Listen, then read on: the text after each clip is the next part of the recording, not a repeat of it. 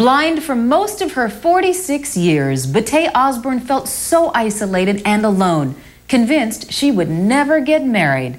But today, she'll discover firsthand that it's love that's blind.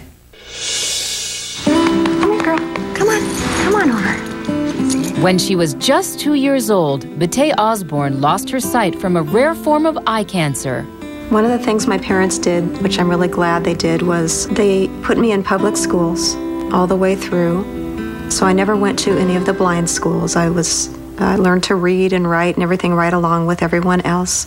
Sadly, everyone else did not accept her.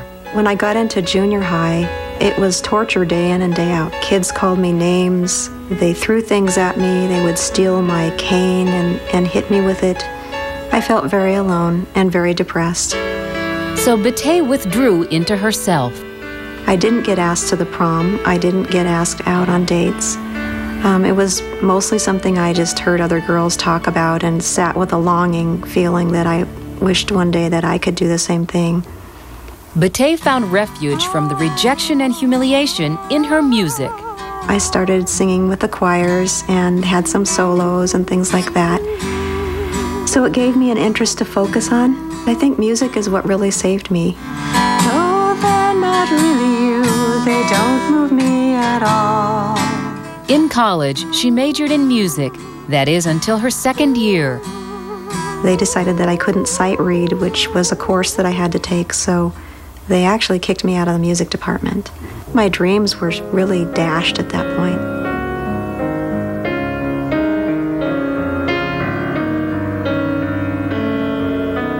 I was actually in the hospital for depression and suicidality. And I had anorexia for 15 or 16 years. I did have 2 heart attacks. The first one, they believe, was related to the anorexia. The second one, they don't know why I had it. Come on, Peppers. It took 15 years of therapy, but Bette finally conquered her demons. In the process, she gained an interest in psychotherapy, becoming a therapist herself. Come on, girl. Let's get some water. Thirsty puppy. At last, life seemed bearable, almost normal, except that Bette avoided any possibility of romance. I had a couple of friends that would try to ask me to go out with friends and things like that, and I usually said no, I don't want to do that, because I just know I won't have anything to say. I'll get so scared, I'll just sit there and look at them and say, well, this is nice. I got your gift. I got your gift, too. Are you going to tell me what it is? No. No. After a friend's relentless pestering, she agreed to meet James Hazard, an instructor for the blind and disabled. And I said, okay, fine. I will meet this man. He will not like me. I will not like him. And we'll have nothing to say. I won't be interesting. And then he'll go on his way. And, we can go back to normal. But in spite of herself, Bette did like James, and he liked her. I got a sense from him that he was very, very caring and very fair. And I liked that he was creative, that he was writing a book. But he made me feel comfortable, and I really never felt that with a man before. I just felt very, very comfortable with her. I thought that she was a very witty and intelligent person. She seemed to be very caring.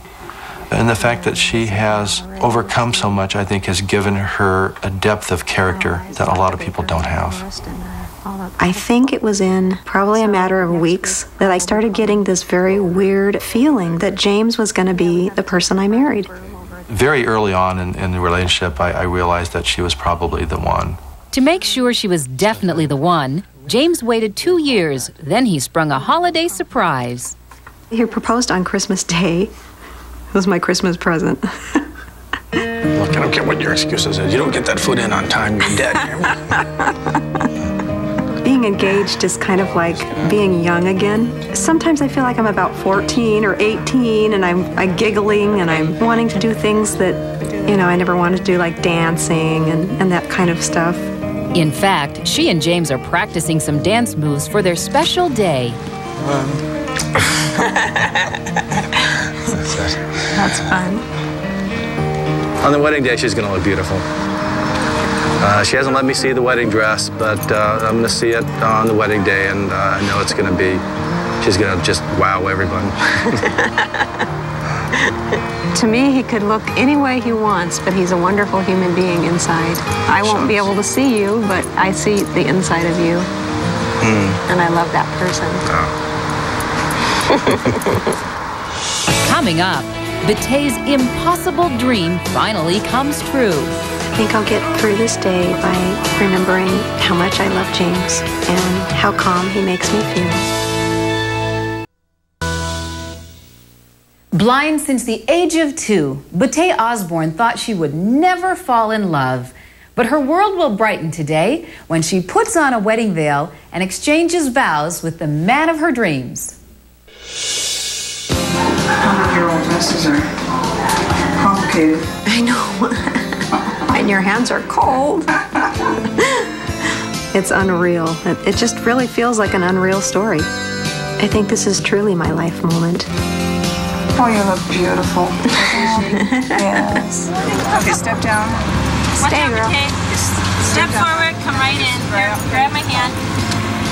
I'm looking forward to the vows and the ring exchange and actually hearing James's voice. I can't wait to hear him talk because I know he's going to sound all in love. Bette and James have chosen an arboretum in Los Angeles County for the ceremony. I'm feeling excited and nervous and worried about James because I know how nervous he is. He just tends to get a little overwhelmed, so I worry about him. When I hold her hand and I say that I do, I'm going to be thinking about her. I'm going to be thinking about everything that's happened to bring us together, everything that we've had to overcome, and all of the people there that have helped bring us to that moment. I'm hoping that I can just let myself feel the closeness that I have with James and not let the nervousness overpower me. Okay, girl, are you ready? Are you ready? Bette's guide dog, Peppers, is the ring bearer, carrying the wedding bands in a little pouch. We wanted her to be a part of our wedding because she's been a part of my life, and she's special to both of us. There are times when I think, well, this is just all a dream, and when I wake up one day, it'll be all over.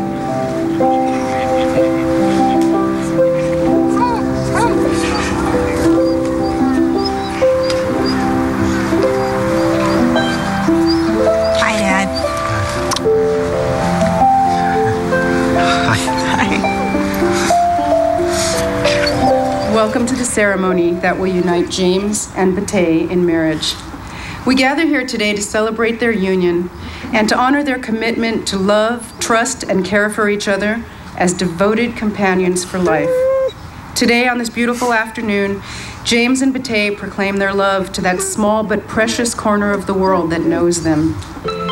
I, James, take you, Bette, Whose hands I now hold, whose hands I now hold, to be my lawfully wedded wife. to be my lawfully wedded wife, I give you my hand and my heart. as a sanctuary of warmth and peace, I pledge my love and devotion to you as I join my life with yours. as I join my life with yours. For thousands of years, lovers have exchanged rings as a reminder of their vows and as a symbol of their unbroken love.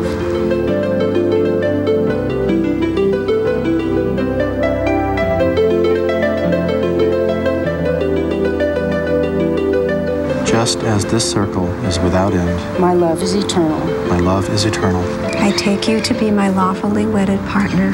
and trusted confidant for life.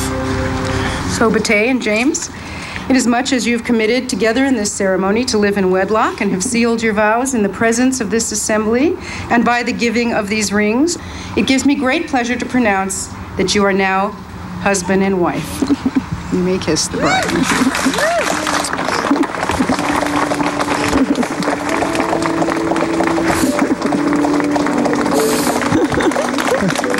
Face everybody. May I now present James and Bette Hazard.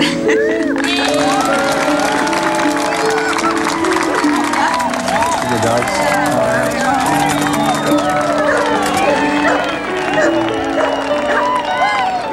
I feel speechless. I'm excited.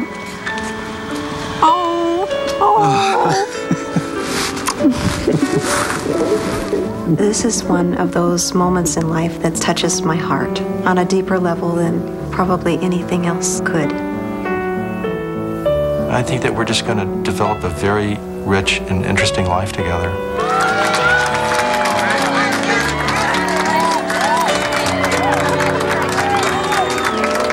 May I present James and Bette Osborn.